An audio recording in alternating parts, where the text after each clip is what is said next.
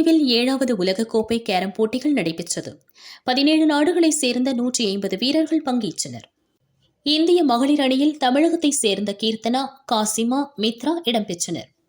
மகளிர் பிரிவில் ஒற்றையர், இரட்டையர் மற்றும் மகளிர் குழு போட்டி ஆகிய 3 பிரிவுகளிலும் தங்கப்பதக்கம் வென்றார் சென்னையைச் சேர்ந்த கீர்த்தனா.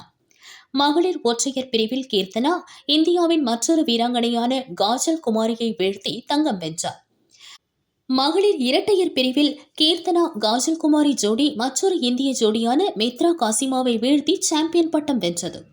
கீர்த்தனா உட்பட 4 பேர் கொண்ட மகளிர் குழு போட்டியில் இந்திய அணி மாலத்தீவை வீழ்த்தி சாம்பியன் பட்டம் வென்றது. உலகக்கோப்பையில் தமிழக வீராங்கனைகள் கீர்த்தனா 3 தங்கப்பதக்கங்களும், காசிமா 1 தங்கம் 1 வெள்ளி 1 வெண்கலமும், மித்ரா 1 தங்கம் 1 வெள்ளி என 2 பதக்கமும் வென்றனர். பதக்கங்கள் வென்று நாடு திரும்பிய கீர்த்தனா, காசிமா, மித்ரா ஆகியோருக்கு தமிழ்நாடு விளையாட்டு மேம்பாட்டு ஆணையம் மற்றும் பெற்றோர்கள், உறவினர்கள் உற்சாக வரவேற்பு அளித்தனர்.